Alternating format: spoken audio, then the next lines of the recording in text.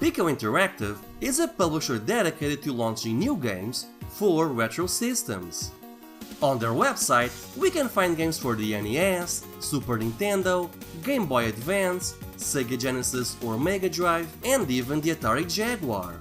They recently launched a Kickstarter for action figures based on one of their recently released ports of Switchblade for the Mega Drive and the Atari Jaguar. I got a chance to sit down and talk with the company's founder, Eleazar Galindo, and ask him about their projects. Tell me a little about Piko Interactive. How did it start and why the focus on retro games?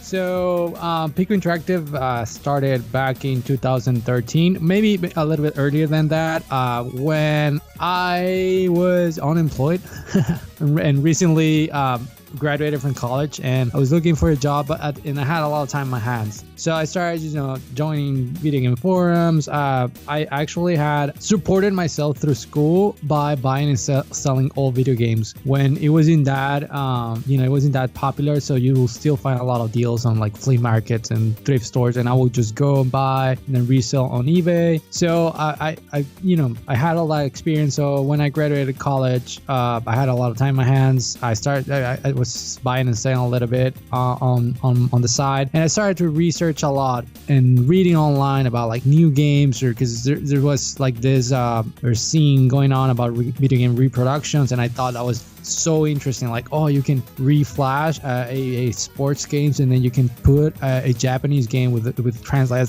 It was just amazing. So I started to tinker around with that, and my background, like I went to school for TV, radio, and film here in Texas. I had a little bit of experience like fixing VCRs, TVs, and computers, going in there and soldering and stuff like that. So, I started playing around with that, and I loved it. I was started doing that like on the side, like, I'm gonna sell reproductions, and I didn't know at the time that it was illegal because my background was not in copyright law or anything like that. So all the information that we will find online, Nintendo Age, and all the articles that will give you information about how to make reproductions and all that, they were like saying, oh no, this is completely legal, this is like, it's a gray area because the companies already went out of bankruptcy and all that. I was okay. It was fun making games for yourself, and like Secret of Mana 2, and playing games that you will never get. And I thought, like, I don't want to just do that. I want to do new stuff, because everybody can just go online, download a game, put a patch, and then put it on a cart, and that's it. But what if you make a new game that only you made it? Later, I went to the convention in Houston, Texas, and I had a friend that he was a lawyer before he went into game development. Like, he was a lawyer, he worked at a law firm, and then he was like, oh, I like pixel art, and he started doing pixel art, and then he did a game and another game, and then he was a game developer. And then I told him about the video game reproductions and how do you can download games in Japanese games and all that, and he's like, no dude, like, that is completely wrong. He listed all the laws that you will be breaking if you commercially start selling all those things. I'm like, oh my god. And then and then I was like, no, I'm not gonna do that ever again. I got scared. I mean, I was 23 or 24. I was a kid, so I got scared. I was like, no, never again. Do not touch it. Around the same time, I was like reading up a little bit of homebrew development, and I had met a couple of guys. I met Shiru. I had met Alec Mall from PS Neslive or something like that, and then they were working on different Super Nintendo games at the time. So basically, that's how Piko Interactive started. Like, me learning that like video game reproductions is a no, like, do not touch ever. And then going into let's see what else there is like in terms of new games for old consoles. I mean, I always loved old consoles. I supported through college by buying and selling games and fixing consoles and selling them. So eventually I actually put 4 different small combo games online that 4 different developers were working on. Alec Mall was working on Maysam. Matt from D-Force 3000 had done an NRAP Daisaku-sen, and then some other guy, I forgot his name. Oh my god, I feel so bad. He did Skip and Friends or something like that for Super Nintendo for a competition, like a retro gaming coding competition. And then Alec Mall was also doing UL. It's pretty popular in Europe. Like, it's from a Spanish team, UL for Super Nintendo. I talked to the developers. I was like, hey, what would it take and how much do I need to pay you to get permission to put this on a cart? And we all make deals and stuff like that, like royalties and all that. And I launched a Kickstarter, and it was under me. Piko was not a company then or anything. I launched it under like Eleazar Galindo or whatever on Kickstarter. And instead of being like 4 different cartridges, I thought it's not a lot of content for a commercial game. But if we put them all together, then you get a couple of hours of gameplay out of 4 games. So we launched a Kickstarter, and at the same time, I did a deal with Hyperkin where I would use their Retron 5 that was coming up as a reward. So a lot of people liked that, and we got funded. We got like $15,000 to produce the game, to produce the cartridges, and then they will get like a Retron 5 and stuff like that. So that's pretty much, once it got funded, that's when I was like, okay, we can do something with this. And I registered Piko Interactive as an actual company. You know how Kickstarter goes. We had a little bit of delays, but we were able to fulfill everything, and then I was able to sell some pretty decent amount of quantity of games. I think it was like 1,200 games sold total for that game, where like 800 were wholesale. And that gave me enough funds to think about the next thing, and which was licensing games, pay the license and then produce them in cartridge format. You've gained quite a bit of a library over the years, namely by acquiring rights to a lot of unofficial games from either Taiwan or Brazil. How does the process of acquiring the rights to these games work? It's complicated, but it's not complicated at the same time. For example, so once you have a friend that's in like IP law, it gets pretty, because you don't have to pay him or you buy him a beer. But for example, when you mentioned Brazil, that was Duke Nukem.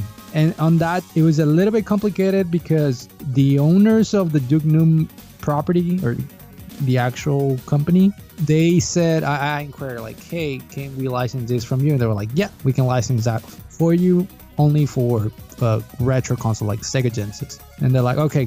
And when I asked him, do I need to talk to the Brazilian developer? And they're like, no, because we never got paid whenever they released this project or something like that. I think they never got paid, or they paid partially and then didn't pay the rest or something like that. So they were like, now we sort of like, there's this term in English, or where you repossess. Like whenever you don't pay your card, it gets repossessed, and they sell it to make, because you don't pay it. So they sort of like repossess, like we're gonna repo this game for Sega Genesis, and then you can license it, and that's it. You don't have to talk to the Brazilian developer. So like, okay, sign the contract, and it was a deal where it was just the Sega Genesis version. In terms of Taiwan, we were just lucky enough that Super Fighter Team, which they have had a lot of experience going into Thailand, they got a lot of connections in Asia in terms of for video game IP and all that.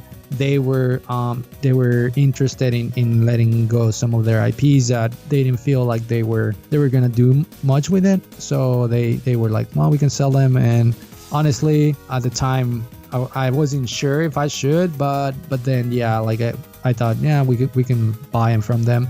So yeah, that's Taiwan. I didn't really search for them. They sort of like came to us. And then Brazil, I did search, but it was through the American company, which they're in Texas. They were in Texas, so it was easier. Did you at any point have to contact Gearbox to get the rights to Duke Nukem 3D? I was lucky enough to license Duke Nukem before the whole Gearbox 3D Realms debacle. When I licensed them, there wasn't or it was preliminary when Gearbox was trying to claim ownership of Duke Nukem, and then I went through 3D Realms, and they're like, yeah, we can license, here it is. And then a year or a year and a half later, or 2 years later, I see on the news that Gearbox wins. Well, they didn't win. I think they settled, and they can now, they own the character because something about GT Interactive or something like that. I don't remember. I asked my contact at 3D Realms, which is one of the founders, and he's like, no, like, you're fine. Whatever deals were done before this conclusion of the case, they stay. as they were. So I was lucky enough to go through 3D Realms, which they're a lot more approachable than Gearbox. And then once Gearbox took over, we haven't reprinted that game, and we just have a few copies left, and we're not gonna reprint them. And then the game's gonna be removed from our store, and that's it. Like, I'm just gonna do the initial production run that we did, and that's it. Interesting. So, are you now paying royalties to Gearbox? No, we paid a flat fee. So whatever we did at the first production run, once it sells through, that's it. We pay for that, and once it sells through, like if I wanna relicense, I will probably have to go through Gearbox. Well, and one thing, and it's probably gonna come up later in the interview. Piko Interactive has moved on from licensing. I don't like that anymore, and I could go into details later. It's more we only work with stuff that we can completely purchase, and that's it. Yeah, I mean, it's easy. It's just completely easier and cost effective at the end. You've also been doing ports of games for the Atari Jaguar, Sega Genesis, and other systems. How does that work? Are you using community-developed tools? Internal tools, maybe? How do you go about the porting process? On the Jaguar, we've hired a community member in the Jaguar scene that has his own methods of converting and upgrading Atari ST binaries into Atari Jaguar, because they share the same architecture. So the way he has his own tools and methods, and then what he does is that he besides doing the port, then he goes in there and brings more better upgrades them, because Atari ST has a pretty bad and laggy system. So he upgrades them, so we get sometimes the Amiga soundtrack and graphics, are upgraded and all that, and that's the way those are done. In terms of Sega Genesis, mostly contract out to other individuals, and they have their own tools. So probably they use community tools, and probably other people have their own tools. It's hard to tell, because I don't really vet people what are you using? It's just, hey, can you do the game? Can it be code from scratch, or because sometimes we don't have the source code. And they're like, yep, and that's it. How well do the games sell? Are you able to sell hundreds of units per game? Thousands, maybe? No. I wish I could sell 100. For example, the ports that we've done, like Custodian and right now Switchblade, I guess. But for example, Custodian didn't sell more than 70 pieces. The way I see it is that if we can sell on ports, if we can sell 50 to 70 in the first month, and then normally units trickling throughout, 1-2 orders every a couple of weeks and stuff like that. And then we have a game that we can emulate and put on Steam, because we have the emulation solution, which is open source, that works with Sega Genesis. And then we can have those games licensed to plug and plays, or make our own plug and play and stuff like that. It's like putting your eggs in different baskets. So the risk is not only on the Sega Genesis carts, but you split the cost, I guess, with carts, digital distribution, licensing, and plug and play. And then you can always do multi-carts later in the future. So that's the way I see it. So I put take a little more risks, because we sell 50, 70, 100 on the ports, in the first month and a half or so, or 2 months, and then orders always trickle in. For Water Margin, Brave Battle Saga, those sell probably twice in that, 150, 170 or so on the first 2-3 months, and then orders trickle in. And then you always, and I didn't mention this on the other ones, you always have orders where a store may take 10, another distributor will take 50 and stuff like that. So you take orders for stores? I do, although I don't. I reach them out sometimes if they're locally, or I know the owners, or I met them. But most of the time, we get an email hey, I want to carry your games on store, and then I'm like, yeah, sure, here's the price list, and they're like, okay, we want these many. I was like, okay, here it is. Do you give discounts to wholesale orders? Yeah, so for example, the pricing that we have is for 10 pieces for the same game, almost 50% off the retail price. So he can double his money. Now, if he takes more, because we have like 40 games or 30 games in the list, he takes like 10 of each. I mean, it's a big order, but it's only 10 pieces of each. Once you start ordering more games, like if you order 25 different titles, you know, you can take 5 pieces. So we have different, I mean, we can work with wholesale, with vendor, stores, you know, as long as they take 5 or more, and then if they take a bunch of different titles, we can work around, and then we can offer more like deeper discounts. And this is for people that own like 3 or 4 stores. They can order like 10 pieces of 40 games or 50 games different, because we have almost 50 different titles. That's 500 pieces. We can even give like a 15 or 10% on top of the wholesale price and stuff like that. So it really depends how many titles the store wants to take. If they want to take the full like list of games that we have, it's a lot of pieces, so we can discount a lot more. What sort of games can we expect in the near future? Switchblade 2 maybe? I have so much stuff in the pipeline that I might just stop porting stuff, because I got people porting stuff as we speak.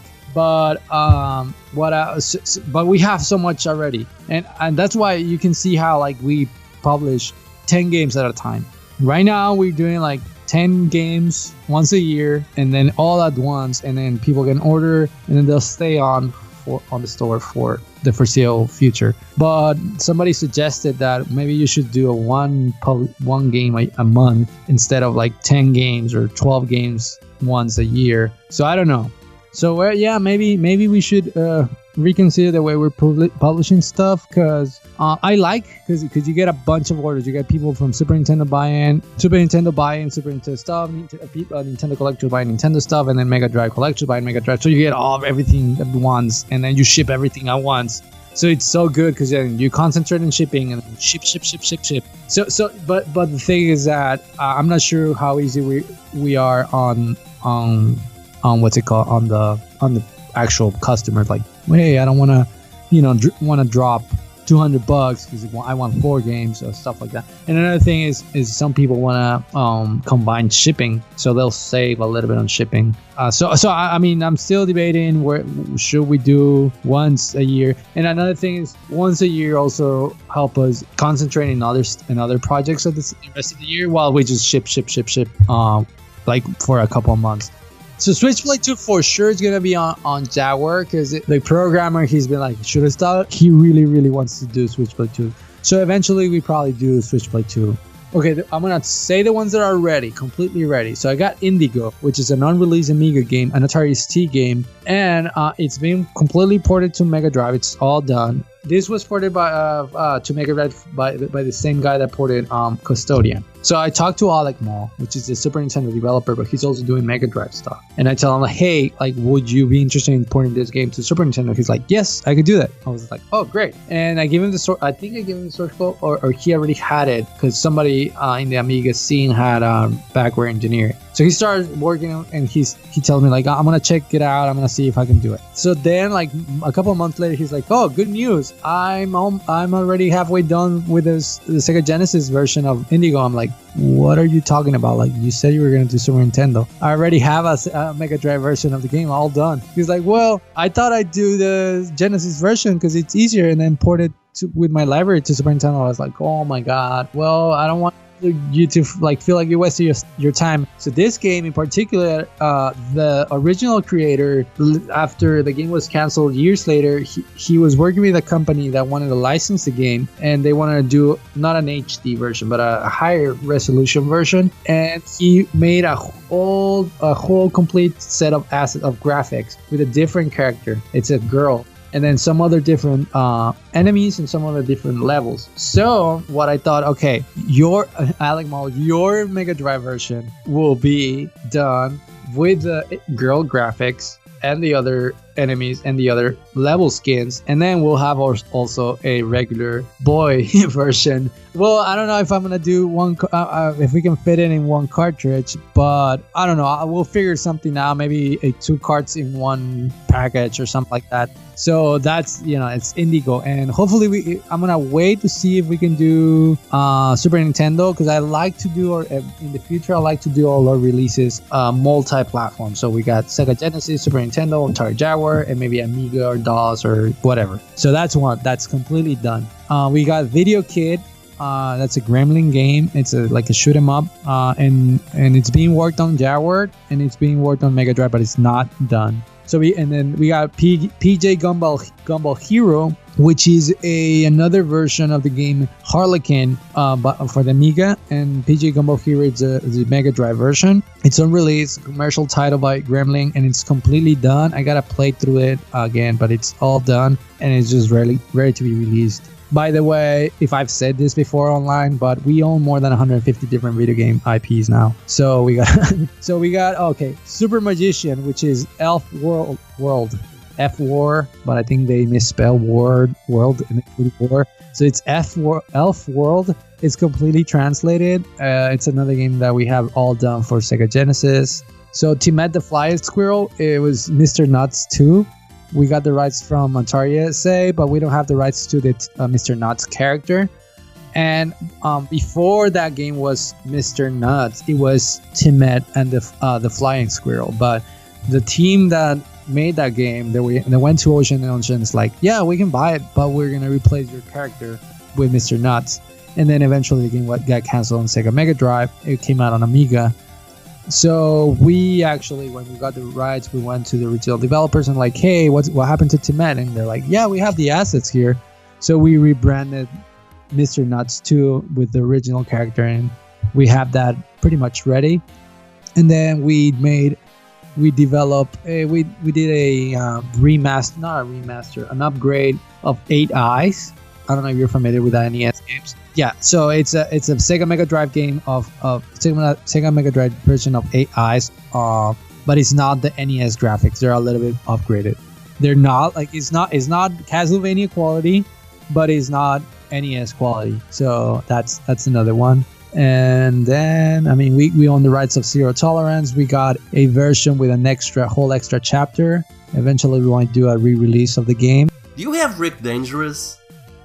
No, we tried to get it last year, and I'll tell you this story. So, we're a small company, and honestly, since we started, all the I've been pretty open online about this. I only paid myself enough to pay for my bills.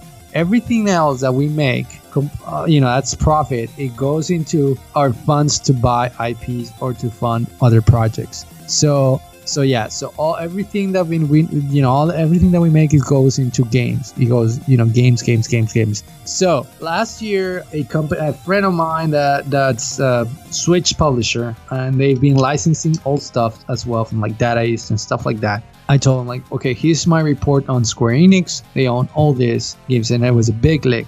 And he actually knew the old CEO for Sales Curve, so he connected him to whoever I think it's Janet is the name of the lady that's in charge of licensing and IP at Square Enix Europe. So they're like, okay, yeah, we want to sell our old stuff. So here's a list of games that we own right now, and we want $100,000 for core designs. I'm like, oh my god, that's a steal, because we thought it was Drake Dangerous, Bob and Sticks, Wolfchild, Bloodnet, Skulls and Screws or whatever.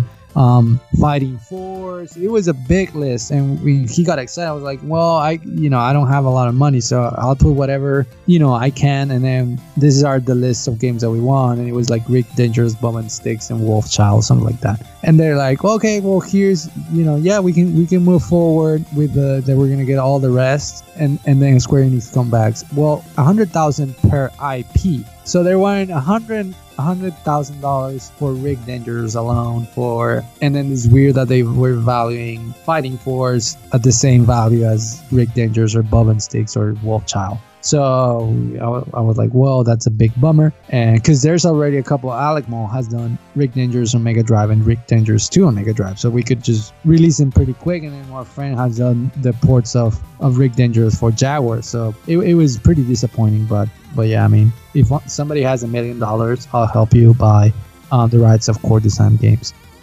Can we expect Master System or Dreamcast games in the future? I don't know about Master System because I haven't been able to source a shell, a cartridge shell. And because of that, I haven't been able to do a trial release. And without knowing how many pieces are you going to sell over a couple of years, it's hard to invest. But yeah, that's the only thing. But Dreamcast, yes, I will do Dreamcast. We started doing Nintendo 64. But yeah, Dreamcast is the one that we want to start working as of this year. One common complaint in your games lies with the packaging. Some games like Water Margin had stickers that didn't completely fill the cartridge, or bits of plastic sticking out, or the manual itself had typos. Is this something that was fixed in later releases? Right, well, in Water Margin, for example, it was their third release ever. I think it was 2014, and it was our first release for Sega Genesis. There was a massive amount of mistakes done on that one. First, the case that we used, which was the only one that we could source at the time, was trash. So that's why I offer everybody, like, hey, if you buy something else from the store, we'll ship you a new case once we found better cases.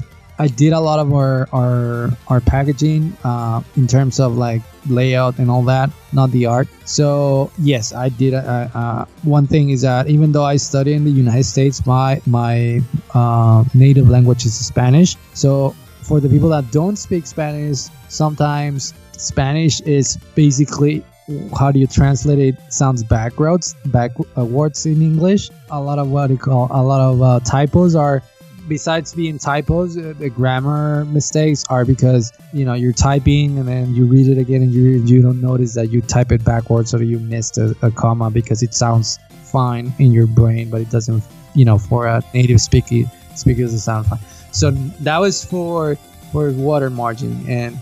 But since Custodian and Brave Battle Saga, the guy that's helping us run Retro Magazine, and he is running RetroGamingMagazine.com. He's a native speaker. He does writing for a living, I suppose, and he's doing all the writing. And then the artwork. The time we were before Water Margin, we were working like with friends that knew how to draw and stuff like that. So now the person that's helping us do the cover art is Simon Phipps, which is the creator of Switchblade and Rick Dangerous. He created those IPs for Core, so he's the one that's doing the drawings, and then he's also helping us laying out the manuals and the covers and all that. So you're probably, everybody, I mean, even big companies have typos and stuff like that on their packaging. So it should have been reduced considerably by these later releases, and on, you know, you're not gonna see that anymore on the packaging. And then, for example, Water Margin, the shell that we got, it was the only one that we could source at the time. It wasn't the best, like it wouldn't even take screws at the time. Now we have better. The only thing is that the better shell that we got, it fits just a tiny bit tight on the Mega Drive slot. I do remember thinking that the box art for Brave Battle Saga didn't really fit with the game though, as the game was very anime-like, but the box art was clearly Western. Because of that, on Canon, we threw in an anime style artwork on the back. So on the main artwork, the one side you'll see just the Western style. Wait, wasn't that a suggestion I made on a discussion we had on the YouTube comments once? Right, yeah, I threw, I was like, okay, I'll do what these guys are saying. I mean, I listen to everything, I read everything. That's hilarious. I did it, yes. So when you get it out of costumes, you'll see them. You take out the hopefully they're in good shape, they didn't break them or anything. And then, you know, once you break the seal, and then you can take out the cover and then flip them. And it's not on the Mega Drive template, but it's an anime artwork. Well, you are an American company, so I usually expect a Genesis cover instead of a Mega Drive one. Some people complain like, well, the template is not like the original. I'm like, I'm not licensed by Sega. Even if I didn't, like if I would just put this crazy different cover, I think we will be okay, because all the unlicensed companies would go crazy on their covers. Even on their cartridges, like they were completely different. So even though people complain, I wish make everybody happy. Sometimes you just can't. You just gotta pick your battles, I guess. And I don't like to micromanage, so every time I work with an artist or whoever, I'm like, do whatever you think is best, like have fun, enjoy it. And I give him just a little bit of like, I would prefer if it looked like this, or if you can put this in consideration, but do whatever you want. Like, you're the artist. Another common complaint I've seen is related to level shifters on your games. Some users feel the lack of level shifters make your cartridges unsafe. There was even quite a thread about it on Sega 16. Can you give your take on that? So, okay, and I made my peace with that. The first new Mega Drive game released after it was published, I guess from Western companies, I think it was 2007 by Super Fighter Teams. I don't know if it was Legend or Wukong or Beggar Prince. And then in 2010, you guys got we got Pierre Solar. And then even from Taiwan in like 2002, 2003, there was Earth Defense and all the Taiwanese games that were being published, and some of those don't use 5 level shifters, and they don't use 5 volts parts. And then since the company, the beginning of 97, 96, 98, there's bootleg companies. I grew up in Mexico, and you will see all the bootleg games on the mercaditos, and all those were done, or most of them were done with 3.3 volts. At least one of the designs, the most popular, was done with 3.3 volts parts. And honestly, I've never had, my friends had Super Nintendos and they had bootlegs. If you see on the Brazil forums and Facebook, about 75% of people's collections are bootlegs. You don't see any consoles dying.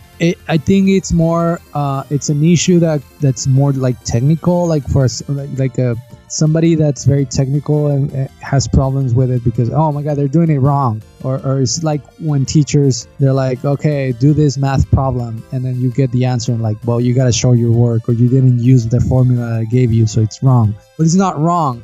I mean, they've done the whoever has manufactured those games in the factories that Super Fighter Team and Watermelon used in the early 2000s, mid 2000s.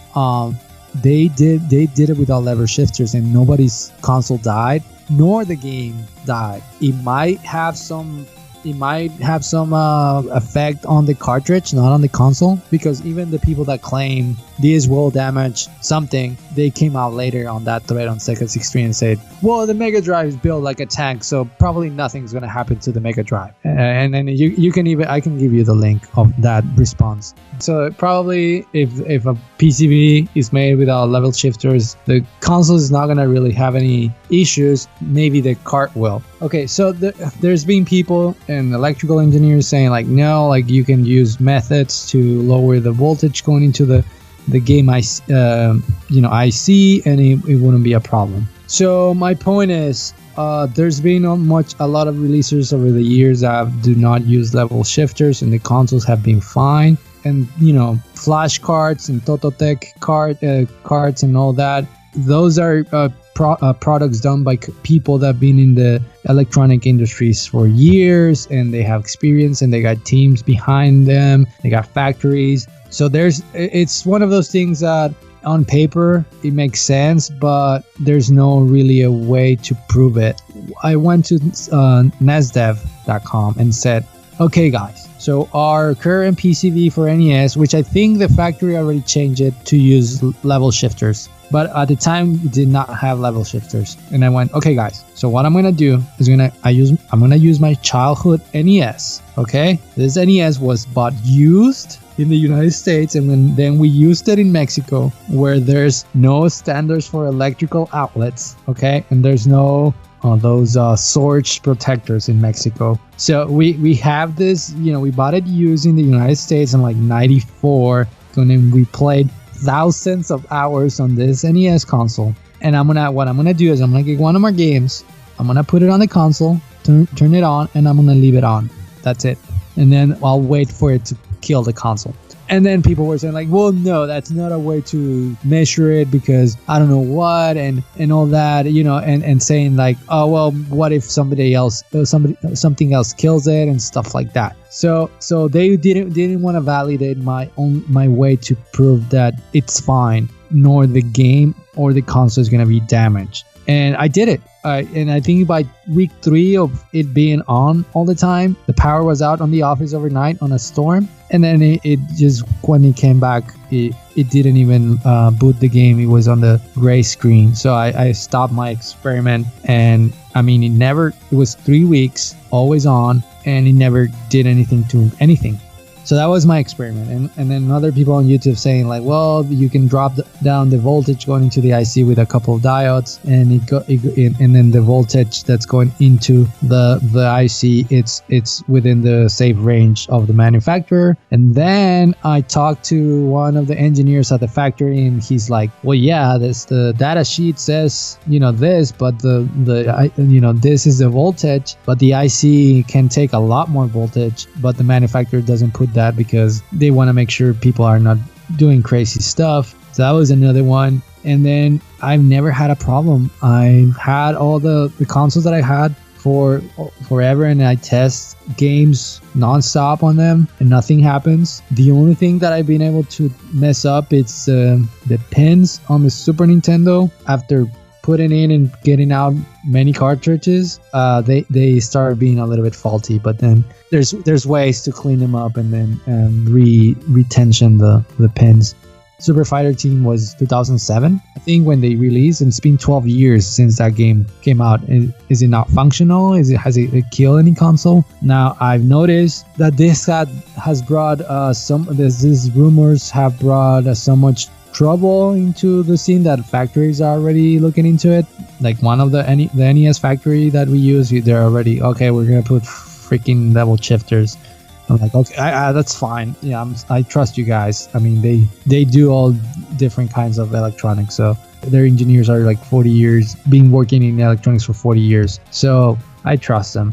And one of the comments that one of the engineers said, it was like, the static that you have on your hand, sometimes it's more dangerous to the console than the design of a game PCB without level shifters. Because they use voltage regulators, the diodes and the capacitors and all that to make sure everything works. There does seem to be some sort of friction between Piko Interactive and some segments of the retro gaming community. Why do you believe this happened? I've already made my peace. I don't want to fight with anyone. Like before I was younger and somebody would say something to me or somebody will troll like my posts, and even earlier this year I was like, I will defend my honor. Now I understand why so many companies and developers, they don't even have forum accounts or anything. They don't go online because you cannot keep everybody happy, and people will find anything to complain. So yeah, I've decided just to let it go. And the people that don't know me, like actually talk to me, they think that I'm this evil businessman. Like, oh, be careful with Piko because he'll sue you. And that rumor is because some repro makers were making repros for games. And I'm pretty laid back, and I'm trying to be nice. So I'm like, hey guys, would you even I title my emails friendly cease and desist, and like, hey guys, would you mind stop selling this game? We got the rights and we plan to do cards, and we paid money, and we just, it's gonna hurt our sales and all that. And they're like, no, like, show me proof, show me your contract. Honestly, when they go like that, I'm like, I'm not gonna show you legal paperwork, because even if you sign an NDA, I don't know you. You're selling illegal bootleg cards, so I don't really trust you. So I'm like, the only way that I could show you, or it will be like my lawyer talking to you, or like with a cease and desist, or in court.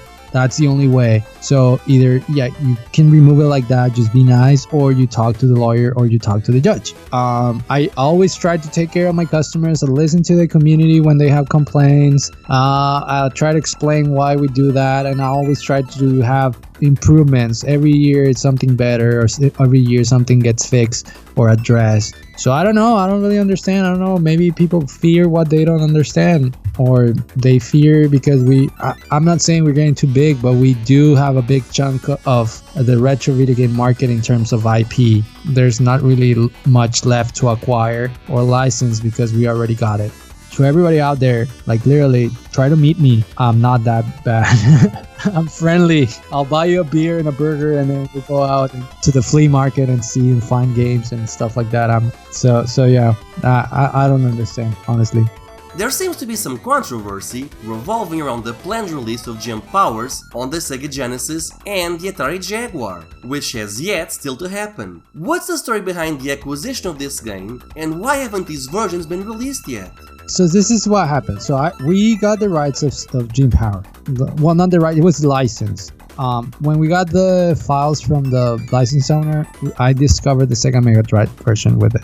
It was not ready. So we wanted to publish the game, the DOS version, the Super Nintendo version on Steam.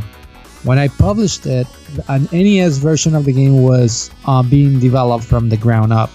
When I launched it on Steam, I said like, hey guys, here's Jump Power. Eventually, and at the time we thought we were going to release the game like 2015, 2016, but we haven't. We were going to put the Sega Genesis version for free on this build, and the NES version as free DLC. People that bought Jump Power, they got Jump Power DOS, Jump Power Super Nintendo, and Jump Power, and an enhanced version that we did for Super Nintendo, like a fixed version, because it has some effects that makes you dizzy.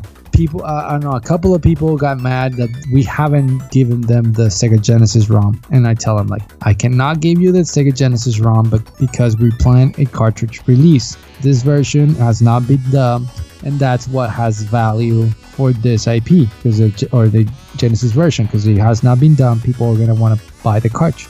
So eventually, we'll put it for free. You don't have to pay anything. We'll put it for free on the Steam build, but not now until we release it. And people just want it now, and that's the whole drama, because people want it now. They want the ROM. I shouldn't be thinking this, but it gives me red flags that just one or two guys are really mad that they haven't gotten the Sega Genesis ROM on Steam, and they really want it. They want to make a big deal out of it in forums, because to me it's like, well, you want me to pressure me to release it, and then you'll make carts, or you'll dump it, or you put it the ROM on, or are you gonna make repros, or it's really I mean, I shouldn't be thinking this. So it gives me red flags that somebody will make a big deal out of, hey, you got 3 versions of the game, eventually you'll get the other one.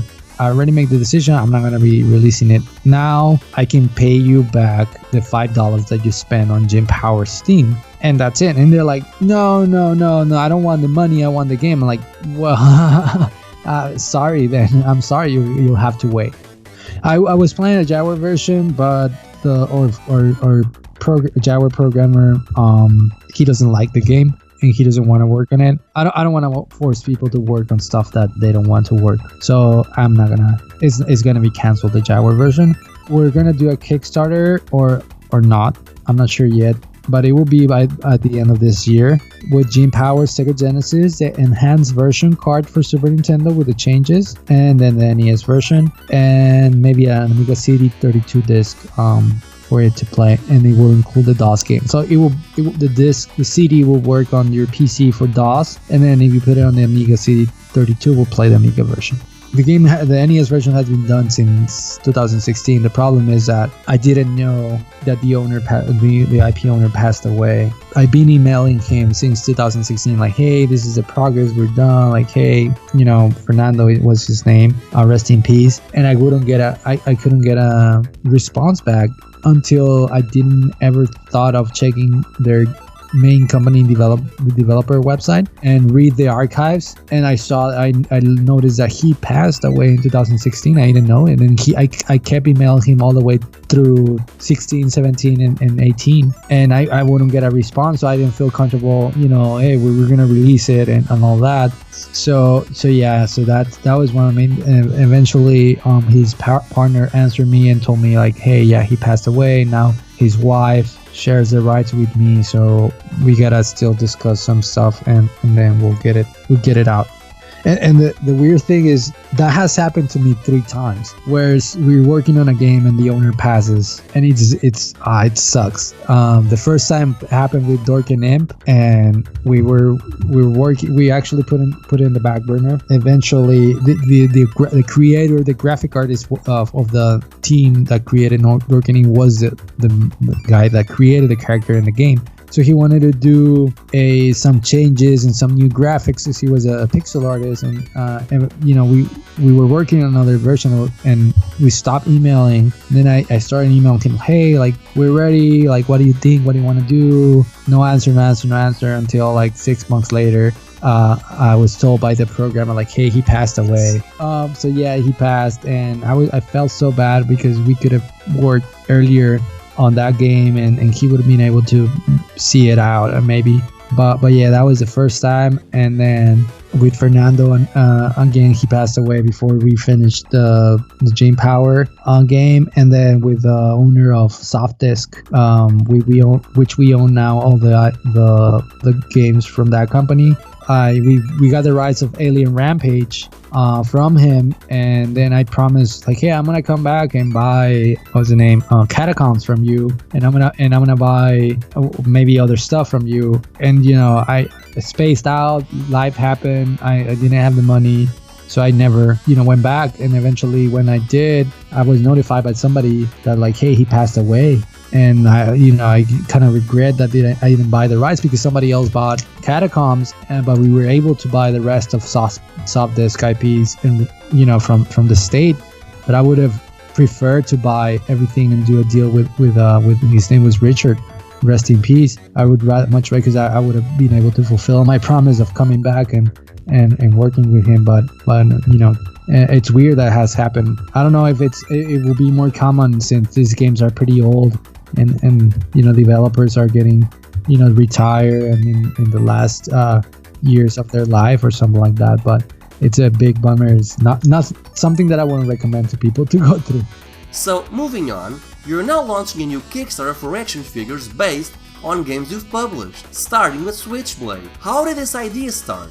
I love action figures. Since I was a kid, I remember my first Christmas that I got, like my first actual toy, I guess. It was like 3 or something like that. And my mom brought me, we lived in Mexico, but we were pretty close to the border with the United States, about an hour away. So they always, they bought stuff like food and all that in the US. There is this store here in the US, it's called JC Penney, and they will have a catalog, and that catalog will have pretty much every product that they will sell on Christmas or holidays. And they had a toy section and a video game section. So I remember just going through the catalog like, oh my God, I love all these toys. So eventually my mom got me, and I guess this is what she told me, I don't know if, because they were not in packaging, a box. It was a box full of GI Joes, like the 3.75 GI Joe, and I just fell in love with action figures. And since then it was action figure again, another action figure. I have thousands of action figures. I also love the Star Wars spaceships, but action figures, it was my bread and butter when I was a kid, and I still got a lot of my action figures when I was a kid, and I got more action figures now that I have disposable income. And I buy a lot of them. But I like old action figures. The new ones are okay, but I see a Ninja Turtle with the chunky bodies and all that. It's just so cool. So because of that, I always wanted to work with action figures. I always wanted to do toys. That was something that I always wanted to do. And now we started meeting a lot more factory owners, or not factory owners, factory reps, and reps that have a sort of like they work with different factories that do different types of products. So eventually I met somebody that was able to do, action figures and that we could trust.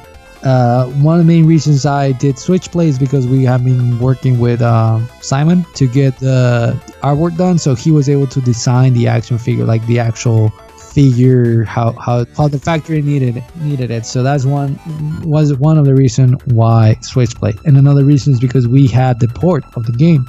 So our concept is, before you will get when you were a kid, you would get action figures. You will have like a little snippet of the story of the character, the name, maybe the stats, and then like this is whatever. He's I don't know, the knight of the whatever, and it will tell you like a little story. Years later, as an adult, I saw that they were adding comic books, and they were called like comic books 2-pack or something like that, and they will give you 2 action figures and a comic book, mainly for like Marvel and stuff like that. So I was like, oh, well, it's kind of like an upgrade from a couple of sentence snippets in the back of the packaging to like an actual comic book. But then, I bought a bundle on a secondhand app marketplace of action figures, and I got some action figures for I don't know if you've seen this movie called Attack of the Martians. Oh, Mars Attacks? Yeah, I've seen it. Mars Attacks, yeah. In the 90s, there was a line of Mars Attacks, because that before it was a movie, it was like a collectible card game. They did action figures, but the action figure came with a floppy disk with a game, and I was like, oh my god, this is so cool. So I was like, we can do this. We can do the action figure, and then we can bundle in a card with a Steam download key, and people can learn more about the action figure story. And instead of like a comic book or a couple of sentences, they get the whole like game with the action figure, and then they can learn more about the enemies and the story of the game. So it's like, this is so cool, we can do it. And that's how we sort of like thought, okay, let's start with Switchblade. Everything that we put out in Steam that has a character that could be turned into an action figure, I want to have it on in the action figure. Can we expect action figures based on other Piko published games, like Brave Battle Saga or Duke Nukem, for example? Yeah, well, not Duke Nukem, because our license is strictly for the Sega Genesis game. I wish I could have every action figure for every single game, so whatever people like. One thing that I really like about the Brave Battle Saga was the monsters that you can summon, or the demons. So I feel more like kind of like a Digimon or a Pokemon game on that area. So I was like, oh, we can make like Pokemon, or even like Monsters in My Pocket action figures based on the Brave Battle Saga. So yes, if this Kickstarter goes through, we're gonna use this to learn the ins and outs, and then we'll start doing more action figures and more action figures. Kind of like how we built our website, that we did one release and another one, and then 2 releases, and then now you can order like 30 different games on our website. That's how I want to do it, where we're gonna make like 1 or 2 figures, and then we're gonna make 5, and eventually it's gonna be like 40, 50 figures there. It all depends if we get funded here on the Kickstarter. From what I've seen of the Kickstarter, the action figure seems to have a sort of late 80s or early 90s vibe. Is this intentional? Why this design choice? The action figures that made an impact in my life were, there were 4. Toy Biz, the company, it was a toy department by Marvel. That was they did a specific style of action figure based on their comic characters, Spider-Man, X-Men, Fantastic Four, and it was very specific. Like you will see a Toy Biz action figure, and you will know that either it's a Marvel character, or it's a licensed property that Toy Biz is putting out, but it's Toy Biz. And then you got the Ninja Turtles by Playmates, and then again you'll see it's a very specific style of body. And then you'll see if another character that, like, for example, Earthworld Jim had a Playmates line, and you kind of like see it as a part of the Ninja Turtles line. Toxic Crusader had a Playmates line, and sometimes you confuse the Toxic Crusader toys with the you think they're Ninja Turtles characters because they look so similar. So that's another body style that I really like. Then G.I. Joe, because it was my first toy that I was given when I was a kid, my first Christmas present, and then I really enjoy when before it was Hasbro, they did the Street Fighter and Mortal Kombat G.I. Joe style action figures, and it was, you could get like I still got some of those, like Ken, Ryu, I mean, Scorpion and Sub-Zero and all those for Mortal Kombat. So those are like the main three. And then I really like Star Wars. Bought the 3.75 figures. They're okay. I didn't not like it. I mean, I was okay with them, but what I really like about Star Wars was like the vehicles and the spaceships. So those were the four main toy lines that I enjoy. So at the time when I started preparing the action figures for Switchblade, I said like, well, eventually whenever we do more action figures, they're gonna be based on this body styles. I really my favorite characters are Marvel, Spider-Man, X-Men, Wolverine. When I see the Toy Biz toys, I mean, they're my favorite characters. I love them. But then I grab a Ninja Turtle, and even though they're characters, I like the characters, but they're not my favorite. I like the action figures a lot more. So I kind of now I'm feeling like we should just adopt that style and then just do it for everything instead of doing like different 80s 90s styles. Just go with the Playmates body style. The problem is that the Kickstarter is already more than halfway fun, and we went with the Toy Biz body style. So I'm probably just gonna keep it as it is now and eventually fade it out into just Ninja Turtles Playmates body style. I've also noticed one of the Kickstarter stretch goals is an LCD game in the style of Tiger Electronics. Can you tell me more about that? So again, I grew up in Mexico and we were poor, so I could never, like, my parents never bought me a Game Boy. The first Game Boy that I got, it was a Gameboy Advance in 2004. I was in high school already, and I bought it used from a game from a friend for $50, and I was already in the United States. So I always wanted a Game Boy, but I couldn't get it. My parents wouldn't afford it, so I had to grow up with Tiger Electronics. Even though they sucked, I love those things. Like, the game was so boring, but you will still play, and then just collecting the different ones like X-Men and then the Power Rangers and Lion King and Aladdin. I love those. So we developed a prototype for a Tiger Electronics style handheld, but with all the improvements, like all the things that I will complain when I was a little kid. So first, instead of having the liquid calculator or screen or whatever, we went with color LCD. Instead of having no backlight, so you will have to play on like a lit room or something, we have backlight on our version. And instead of going with AAA battery or AA batteries to power your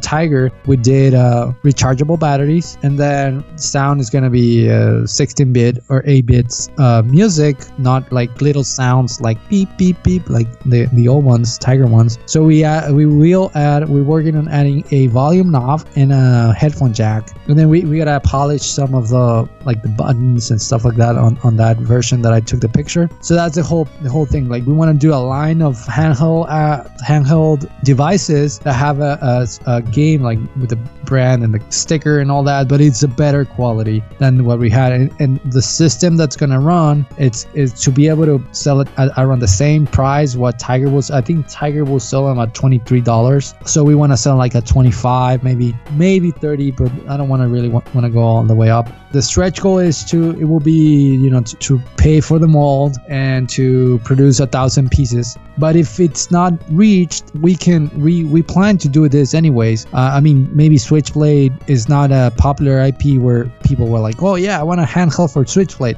But either we have other IPs that we own, or this will be a project that we can license other IPs based on movies or toy lines or characters from cartoons. And what's cool is that we can either develop the original game or license from whoever has done already a movie or a cartoon or whatever game. So that's the whole point. It's not gonna be done under Piko. It will be done under Toyetica. If, like, for Piko, once we make a mold, we have access to it. So either Piko can make it, or if there's another homebrew developer that like, hey, I want to have a Tiger Electronics handheld for my game, can you produce it for us? And we will be able, like, once we pay for the mold, we own it, and then we just we can do whatever we want with it. And is it difficult to make a Tiger Electronics LCD game console?